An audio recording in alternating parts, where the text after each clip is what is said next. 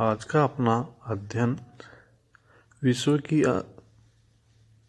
जनजाति किर्गिज के ऊपर है। सबसे पहले देखें किर्गिज।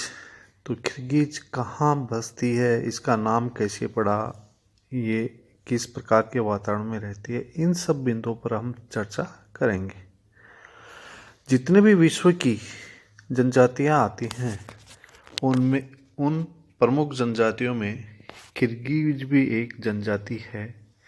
किर्गिज का मतलब होता है कि फारसी भाषा में इसका 40 पुत्रियाँ।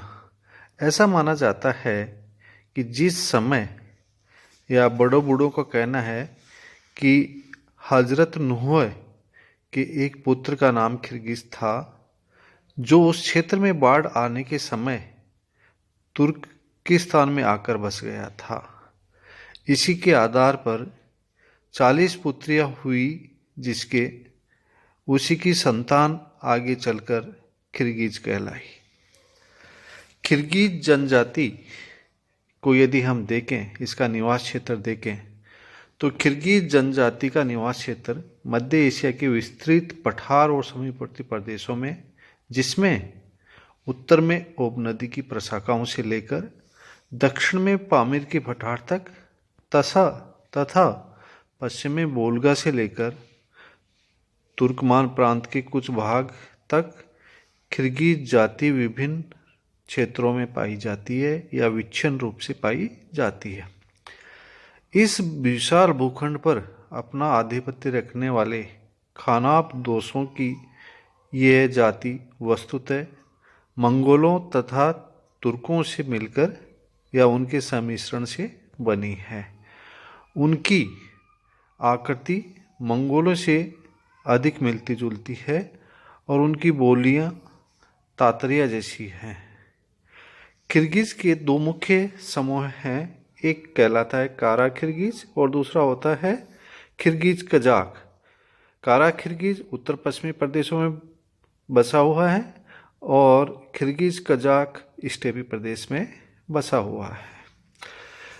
ये किर्गिज पामीर के पठार में 4 उपशाखाओं में विभाजित हो गए, जिनमें पहला नियमान, दूसरा किपचौक, तीसरा तेईत और चौथा करजाक है। इस प्रकार किर्गिज का क्षेत्र एशिया के मध्य क्षेत्रों में एक खानाबदोश जीवन जीने वाली जाति के रूप में स्थित है। इसके आता है भौगोलिक वातावरण।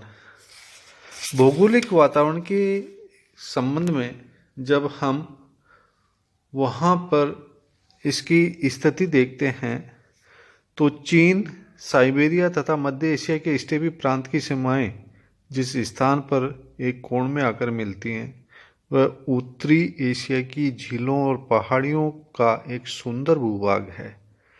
ये बेकाल नामक प्रसिद्ध झील है, जिसे वहाँ के लोग सागर कहते हैं।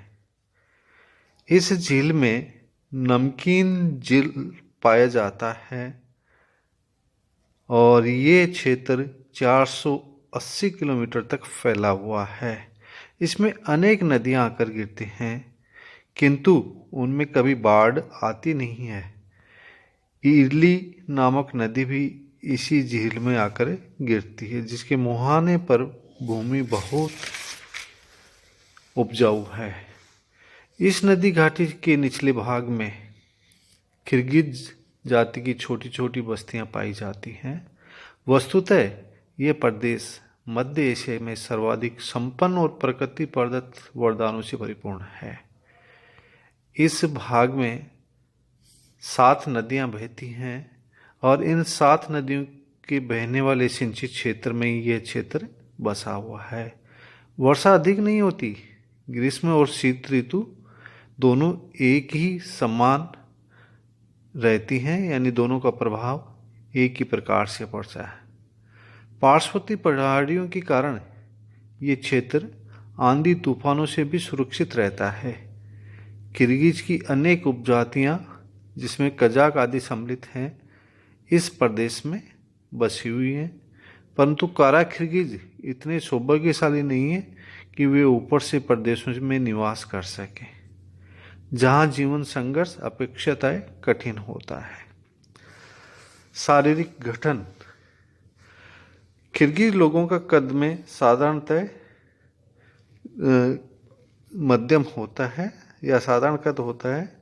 उनका शरीर खूब गठा हुआ, सुडौल और मजबूत होता है। मंगोल शाखा होने के कारण उनकी आकृति पड़ोस की अन्य जातियों से जैसी ही पाई जाती है। उनके सिर के बाल काले, मूछ दाढ़ी बहुत कम, कहीं कहीं नाम निशान तक नहीं होता मूछ दाढ़ी का। आंखें भी छोटी और तिरछी, नाक चपटी, चेहरा चौड़ा, मुंह छोटा, हाथ पांव छोटे तथा चमड़ी का रंग कुछ भूरा मटमैला होता है। इस प्रकार इन लोगों की ये विशेषताएं हैं। इसी में देखें कि इनके नाम की उत्पत्ति किस प्रकार हुई। तो तुर्की भाषाओं में किर्गिज का 40 का जो अर्थ था, वहाँ पर लोग पूर्वज तुवा और साइबेरिया की येनिसेई नदी के किनारे रहते थे। पास में मंगोल यानी मंचूरिया बसने के खितानी लोगों इस पर बड़े हमले किए, लेकिन किर्गिजियों ने 40 कबीले डटे रहे। वक्त के साथ फैलकर मध्य एशिया के अन्य क्षेत्रों तक पहुंच गए। आधुनिक किर्गिज लोग उन प्राचीन ग्रेनिशेई किर्गिज और मध्य एशिया में रहने वाले शक, हुण और अन्य जातियों का मिश्रण से लेकर 12वीं शताब्दी में मुस्लिमों और चीनी सूत्रों के अनुसार किर्गिज की आंखें अक्सर से नीली और हरी हुआ करती थी। उनके बाल अक्सर लाल हुआ करते थे, लेकिन वर्तमान में ऐसा परिवर्तन आया है कि आधुनिक किर्गिज उस प्राचीन जाति और अन्य जातियों का मिश्रण है। यहाँ के जो है निवास स्थान यानी एक परिवार का चित्रण किया गया है कि किस प्रकार ये परिवार यहाँ पर है और कैसे ये निवास करते हैं। पहाड़ी क्षेत्रों में रहते हैं, खानाबदोश हैं, पशु चराते हैं। अपना घर चलते हुए इस प्रकार तिरपाल आदि से बनाकर और सभी सदस्य इसमें सहभागिता से रहते हैं। ये इसके घर की विशेषताएं होती। फिर आता है किर्गिज का वस्त्र। जहाँ तक इनकी वेशभूषा का संबंध है, अधिक आकर्षक नहीं कही जा सकती। शीत ऋतु में पशु चर्म के मोटे अंगरखे और चुस्त पायजाम, लंबे जूते और चौड़ी आस्तीन वाले चोगे और लबादे, सिर पर भेड़ के ऊन की भारी सी एक टोपी होती है और उस पर बंधा हुआ एक फेंटा और चौड़ा कमरबंद किर्गिज जाति के पुरुषों की पोशाक होती है। ग्रीष्म काल में उसमें कुछ परिवर्तन आ जाता है। अब मोटे सूत के अंगरखे और लंबे कुर्ते करते दिखाई पड़ते हैं। स्त्रियां विशेषतः सिर पर सूती पगड़ियां सी धारण करती हैं, जिनमें भांति भांति के सिक्के और जेवर टके रहते हैं। लुंगी या घाघरे के ऊपर कुर्ता, उस पर एक लवादा सा पहनने का रिवाज यहाँ पर है। पुरुषों की अपेक्षा स्त्रियां अधिक परिश्रम में होती हैं तथा घर बार का बहुत सारा कामकाज स्त्रियां ही संभालती हैं। इसी परिश्रम के कारण उनमें अल्प आयु में ही प्रौढ़ता के लक्षण स्पष्ट दिखाई पड़ते हैं। इनमें पर्दे का प्रचार कदापि नहीं है, तथापि इन्हें घूमने फिरने की पूर्णतः स्वतंत्रता रहती है। अमीर लोग मलमल का सा चोगा पहनते हैं। कमरबंद घोड़े की जीनों तथा लगामों में सोने चांदी का काम किया हुआ होता है। मोटे तौर पर स्त्रियों और पुरुषों की पोशाक लगभग एक जैसी दिखाई पड़ती है। जो अपना ये चित्र है, इसमें थोड़ा सा परिवर्तन आ गया है। फिर आता है घर किस प्रकार के होते हैं। तो घर के बारे में मैंने अभी बताया कि किर्गिज लोगों का जो घर होता है स्थायी नहीं होता, क्योंकि इनका मुख्य व्यवसाय पशु चारण है और ये पशुओं को चराने के लिए एक स्थान से दूसरे स्थान पर रहते हैं, अतः स्थायी घर नहीं होता। शीतकाल में इस प्रदेश में बर्फ जम जाती है, इसलिए इन लोगों को पशुओं को लेकर सुरक्षित घाटियों की खोज में जाना पड़ता है। ग्रीष्म ऋतु में घास के सूख जाने के कारण लोग पशुओं को लेकर ऐसे स्थान पर निकल जाते हैं जहां पानी और चारे की सुविधा हो। इस प्रकार इनका समझ जीवन भ्रमणकारी होता है। भ्रमणशील जीवन होने से तंबू ही इनका घर होता है, जिस प्रकार आपको सामने दिखाई पड़ रहा है। तंबू खूब चौड़े और गोल होते हैं। पहले कनात का को लगाकर फिर उस पर लकड़ी की छोटे छोटे खंभों के सहारे छत को टिकाते हैं। कनात को आगे पीछे करके तंबू को छोटा बड़ा किया जाता है। तंबुओं में गलीचे और जाजम आदि बिछाई जाती हैं। चमड़े और नमदे के बिस्तर भी होते हैं। ये बर्तन चमड़े के बने होते हैं, जिनके टूटने फूटने का डर नहीं होता, क्योंकि इनका जीवन भ्रमणकारी होता है। फिर आता है भोजन। तो इनके भोजन का जब हम देखें किर्गिज लोगों का, तो किर्गिज लोगों के भोजन में मुख्य रूप से पशुओं से प्राप्त सामग्री होती है। पशुओं का मांस इनका मुख्य भोजन होता है, और मांस में भी विशेष बकरे का मांस इनके द्वारा पसंद किया जाता है। त्योहारों पर ये घोड़े का मांस भी खाते हैं। ये लोग रोटी प्राय नहीं खाते। खट्टी दाल बनाकर अवश्य पीते हैं। गाय भैंस का दूध खूब पीते हैं। दूध को जमाकर पनीर भी बनाते हैं, और ये दूध से बने मक्खन भी तैयार करते हैं। खट्टे दूध को सड़ाकर कुमिस नाम की शराब बनाते हैं। चाय के बहुत शौकीन होते हैं। फिर आता है अन्य कार्य। तो अन्य कार्यों के अंतर्गत जब देखें तो किर्गिजों के बहुत सारे कार्य किए जाते हैं, जिसमें आता है कि पशुओं के चमड़े में अनेक चीज़ें लगाकर उसको तैयार करते हैं। चमड़े से जूतियाँ, टोपियाँ, ढाल पेटियाँ, प्यालियाँ, टोकरियाँ, पानी भरने की मस्कें बनाई जाती हैं। पशुओं की हड्डियों से खूंटे, टाँके, सुइयाँ आदि बनाते हैं, और नसों और चमड़े के धागों से धागे बनाते हैं। चमड़े से धागे बनाते हैं।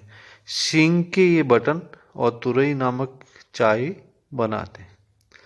किर्गिज लोगों में कई कबीले होते हैं। वे अपने अपने कबीलों के साथ घूमते हैं। घास के चरागाहों को परस्पर बांट लेते हैं। एक कबीले का चरागाह दूसरे कबीले को नहीं आने देता या नहीं जाते, परंतु कभी कभी जब किसी दूसरे कबीले के चरागाह में जबरदस्ती घुस जाते हैं, तो घास पानी की चोरी में वो कोई भी पाप नहीं समझते। किर्गिज शब्द का अर्थ होता है चोर, अतः ये दूसरों के यहाँ चोरी करना कोई अपराध नहीं होता, वरन उसको गौरवान्वित होते हैं उससे। घास की चोरी की, पर यदि अपने ही कबीले में किसी ने घास की चोरी की तो तुरंत उसे मौत की सजा दे दी जाती है। जब किर्गिज एक स्थान से दूसरे स्थान पर जाते हैं तो सबसे पहले अपने घोड़ों को लेकर जाते हैं। अच्छी और बढ़िया घास घोड़ों के लिए खिलाई जाती है। घोड़ों के बाद गाय भैंस का नंबर आता है, और अंत में आता है भेड़ों का नंबर आता है। इस प्रकार घोड़ों पर बैठकर पशुओं को दूर दूर तक चरा कर लाते हैं, और उनसे ही वो उनकी रखवाली करते हैं। पशुओं को चराना और उनकी रखवाली करना पुरुषों की जिम्मेदारी होती है। स्त्रियां केवल घर का काम संभालती हैं, पशुओं को दूहती हैं, घास पानी देने और खाना पकने आदि का काम सब स्त्रियां ही करती हैं।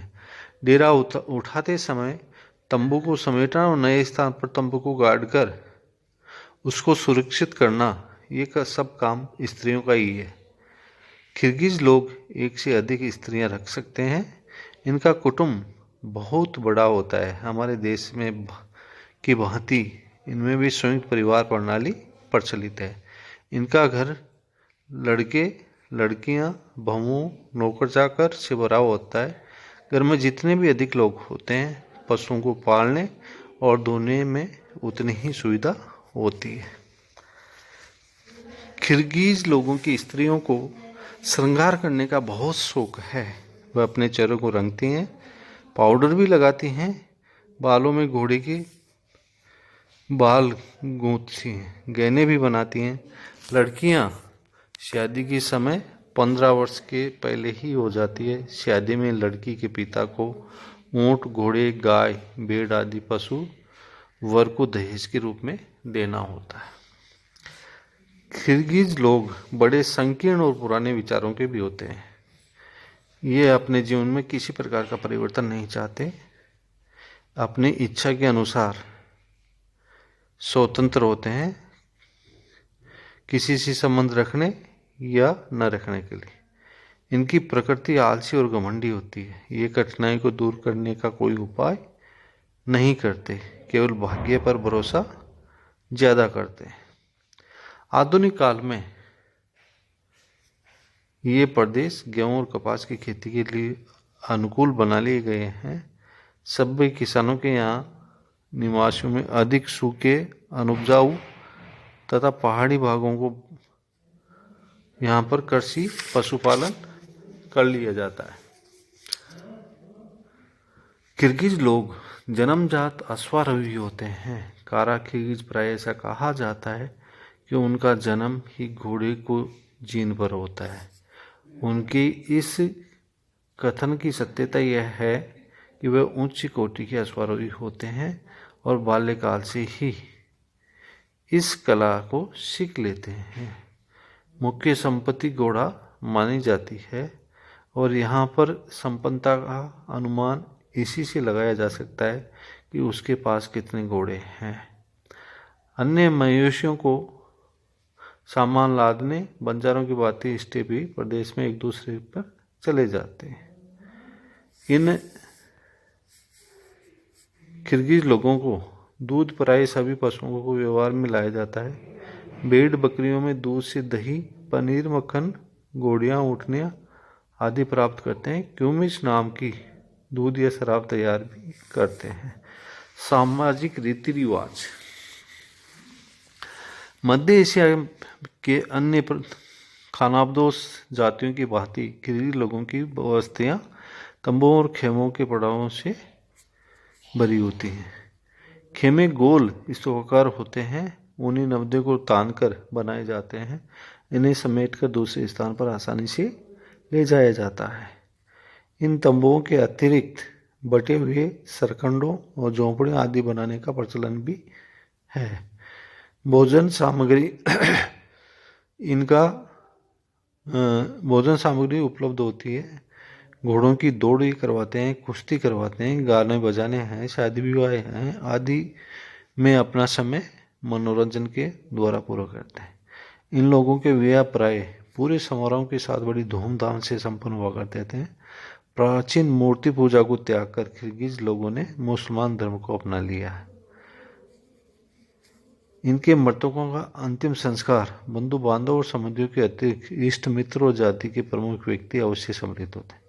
भले ही कोई 50 मील दूरी पर क्यों न हो, परंतु कबीले में किसी की मृत्यु होने पर वह अवश्य आता है तथा उसके अंतिम संस्कार में सम्मिलित होता है। ऐसे अवसर पर मरने वाले व्यक्ति का सर्वाधिक प्रिय घोड़ा उसकी कब्र के पास लाया जाता है। फिर उसकी दुम काट दी जाती है। 1 वर्ष पश्चात जब शोक की अवधि समाप्त हो जाती है तो उस घोड़े को कब्र पर बलिदान दिया जाता है और कब्र के ऊपर कोई मकबरा और छतरी अथवा छोटी मोटी समाधि खड़ी कर दी जाती है। परंतु ऐसा करना प्राय संपन्न व्यक्तियों के लिए ही संभव है। सामान्य व्यक्तियों के लिए इस प्रकार का संभव नहीं है। वह है इसके लिए उसका कुछ सिंबॉलिक जैसे लकड़ी और ईंट आदि गारे का प्रयोग करके करते हैं। इसी के साथ आज का हमारा टॉपिक समाप्त होता है।